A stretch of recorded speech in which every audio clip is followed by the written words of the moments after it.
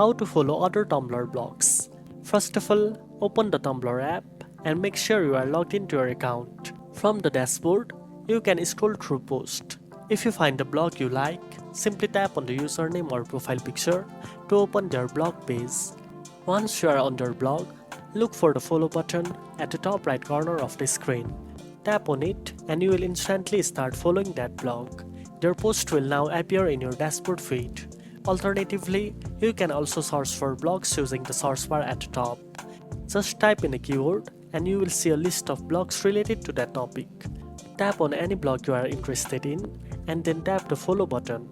Following other blogs help you discover more content, stay updated with creators you enjoy, and build your own presence on Tumblr.